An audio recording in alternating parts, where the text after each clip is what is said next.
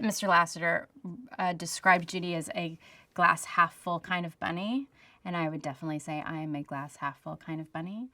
And in fact, when I was cast, I came in, and I know that Jason Bateman has a very similar story. I came in and had a plethora of voices to supply, and it was explained to me like, no, we cast you to be, like, to a certain extent, we want you to bring you to this. And I do feel like I understand what that means, because both Judy and I are fiercely optimistic, and we're both determined and ambitious without it's being about hurting anyone else in the process. Like, I've never believed that it takes stepping on anyone else to climb the ladder in any way. I think that it's all about teamwork, and so does Judy. Nick Wilde is a wily fox. Judy has come to Zootopia actually equipped with some anti-fox spray, a mace-like belt spray that her family gave her. And she believed before coming to Zootopia that she didn't have any preconceived notions about what other animals were like, that she could see animals equally. And in fact took the spray in order to calm the fears of her bunny family. But finds when she meets Nick that she naturally responds because of the way that she was raised, and jumps to the conclusion that Nick is sly and scamming, and unfortunately that actually ends up being true, which doesn't help matters in the beginning. He's a con artist, and Judy finds that he is a very useful con artist, and she can very honestly and without manipulating him, but using a bit of good old-fashioned blackmail, finds that she can elicit his help in solving a mystery.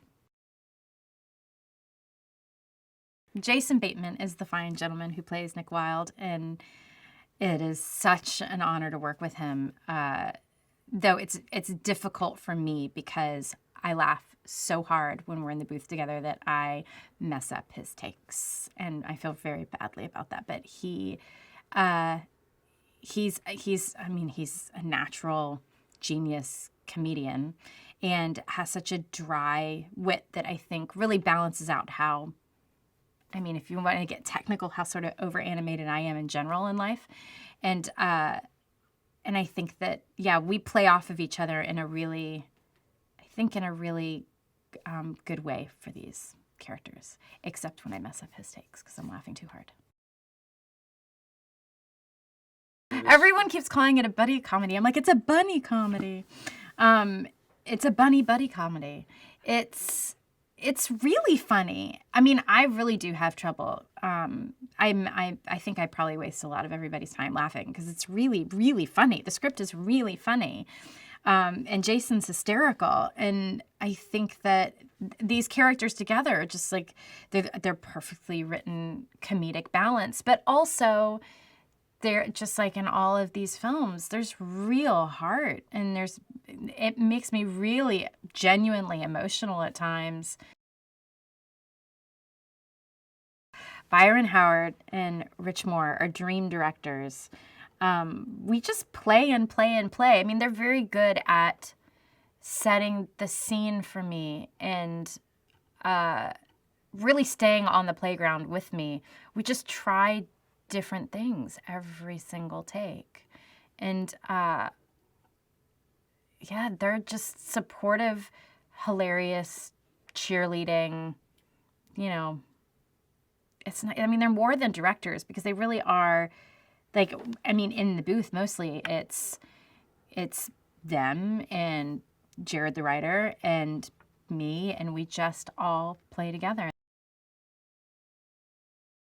It is a comedy, and it is action-adventure, but, I cry when I read it. I think it definitely has that it has that Disney heart. It has that hook, and there are so many layers of meaning that I can see how a child will enjoy it, but I am positive that a lot of the references for adults are going to go over their heads and mean a lot to the grown-ups in the audience.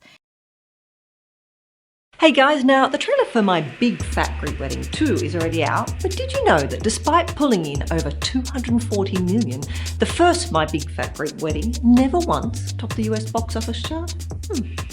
Now for this and more movie facts, click on more videos, but if you want something different, click on the playlist.